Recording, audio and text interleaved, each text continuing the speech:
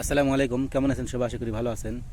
2025 সালে সৌদি আরবে যারা যেতে চান, কোন দুটি কাজ জেনে সৌদি আরবে গেলে চাহিদা বেশি এবং বেতন বেশি, এই বিষয়ে আজকে আপনাদের মাঝে আলোচনা করবো। তবে আপনারা ভিডিওটি না টেনে পুরোপুরি দেখবেন, কারণ পুরোপুরি না দেখে টেনে দেখে না বুঝলে পরবর্তীতে একটা কমেন্ট করে যাবেন, সেই জন্য আমরা দায়ী থাকবো না।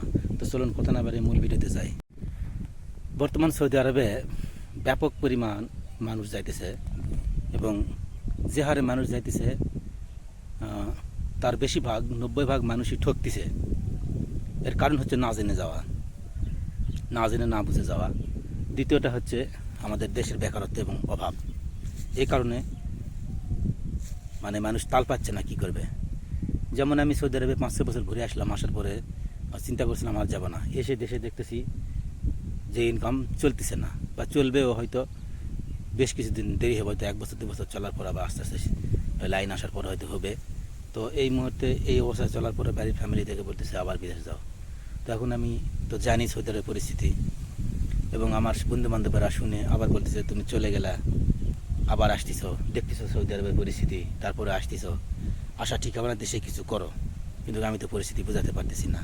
সিস্টেমটা এইরকম, সবার ক্ষেত্রে এই সিস্টেমই হয়, কেউ কাউকে বোঝাতে চায় না। যখন মানুষের দেওয়ালে পিঠ থেকে যায় তখন আর কারো বুঝ নেয় না। আসলে সৌদির পরিস্থিতি ভালো না, আমিও বলতেছি ভালো না, তারপর যেতে হচ্ছে, আমিও যেতে চাচ্ছি। একটা ভরসা আছে, হয়তো কাজ জানি, এই জন্য হয়তো কিছু করতে পারবো, কিন্তু তারপর 16 আনা না, 16 আনার মধ্যে হয়তো দেখা গেছে 10 আনা করতে পারবো, এই আর কি। তো মানুষ বিশেষ করে ঠকার কারণ হচ্ছে মানুষ যাচাই বাছাই না করে যাওয়া, আর দ্বিতীয় কথা অভাব। যখন মানুষ অভাবে পড়ে, সংসারে তার নয়, তখন মানুষ কোনো কিছু কারো বুঝ নিতে চায় না। এ কারণে বিপদ এবং সমস্যা, পরিস্থিতি ভালো না, এইসব জেনে শুনেও মানুষ তারপরে বিপদের মুখেই পা দেয়, কারণ পিছিয়ে হচ্ছে অভাব। তো এই কারণে আজকে আপনাদের মাঝে বলতে চাই, কোন ভিসায় সৌদি আরবে গেলে বা কোন কাজে সৌদি আরবে গেলে মানুষের বর্তমানে একটু চাহিদা আছে সে বিষয়ে। তো অবশ্যই ভিডিওটি শেয়ার দিবেন, যাতে অন্যান্য বন্ধুরা পেয়ে যায়, যাতে কারো ঠকে না ঠকে। কারণ আমরা ভিডিও আপলোড করি মানুষের উপকারের জন্য, অসুবিধার জন্য না, কারণ দুটা মানুষ যাতে উপকৃত হয়। হ্যাঁ, তো কাজ দুটি জেনে যাবেন, সেটা হচ্ছে 1 নম্বর হচ্ছে কারেন্টের কাজ। এখানে যেখানে বলবেন, যে ভিডিওতে দেখবেন ইউটিউবে, ইলেকট্রিশিয়ান হিসেবে বলবে 1 নম্বর। হ্যাঁ, 2 নম্বর হচ্ছে আপনার স্টিল পিকচার। এরপর আরও আছে, আপনার টাইলসের কাজ আছে, প্লাস্টারের কাজ আছে, বিল্ডিং রডের কাজ আছে, রঙের কাজ আছে, হ্যাঁ, বিভিন্ন কাজ আছে। এগুলো কাজ জেনে গেলে কিছুটা করতে পারা যায়, কিন্তু আমাদের দেশের ম্যাক্সিমাম মানুষের একটা অভ্যাস, সেটা হচ্ছে কাজ জানা নাই, কাম জানা নাই, অভিজ্ঞতা নাই, কোনো কিছু নাই, বড় হচ্ছে, বেকার হয়ে যাচ্ছে, আর হট করে বিদেশ চলে যাচ্ছে।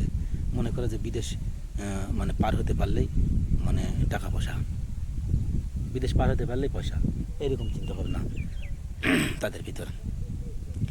এখানে যাচ্ছে আর নিঃসন্দেহমূলকভাবে ঠকতেছে। আর আরেকটা জিনিস হচ্ছে, যার মাধ্যমে যাবেন তাদের সঙ্গে ভালো মতো করে কথাবার্তা ভেঙে চুরে না নিয়ে যাওয়ার কারণেও ঠকতেছে। কারণ হচ্ছে এখন বলতেছে হচ্ছে আপনার কাজ দিবে, কারেন্টের কাজ দিবে, বা টাইলসের কাজ দিবে, বা স্টিল পিকচারের কাজ দিবে, কিন্তু যাওয়ার পরে দিচ্ছে না। আরেকটা জিনিস হচ্ছে টাকা নিচ্ছে ঠিকই, যাওয়ার পরে ভিসা দিচ্ছে না, ইকামা দিচ্ছে না।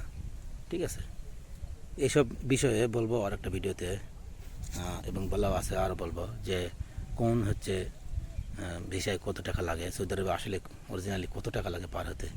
ঠিক আছে, বলা আছে, আবারও বলবো, সেটা বলতে চাচ্ছি না এখন। তো এই হচ্ছে কারেন্টের কাজ, এসি, ফ্রিজ, এসি মেরামতের কাজ। কারণ সৌদি আরবে কিন্তু 100% ফ্রিজ, 100% এসি, এমন কোনো রুম নাই যে এসি নাই। সৌদি আরবে প্রতিটা রুমে এসি আছে, এটা আজনবী হোক আর সৌদি হোক আর যে দেশের হোক না, কারণ এসি ছাড়া ওই দেশে চলে না। তো এসির মেকানিকই শিখে যাওয়া, কারেন্টের কাম শিখে যাওয়া, এইসব কাম। তো আমাদের দেশে মানুষ অভিজ্ঞতা ছাড়া যায়, কারণ যায় এই কারণেই হচ্ছে এই ভালো কাজ পায় না। পায় কি, রাস্তা ক্লিন করা, মানুষের বাড়িতে জায়গায় গাড়ি ধুতে হয়, সিঁড়ি ধুতে হয়, মানুষের বাথরুম ধোয়া লাগে, মানুষের কিচেন রুম ধোয়া লাগে, এসব কাজ আমাদের করতে হয়, কারণ আমাদের অভিজ্ঞতা নাই, ঠিক আছে, এক্সপিরিয়েন্স নাই।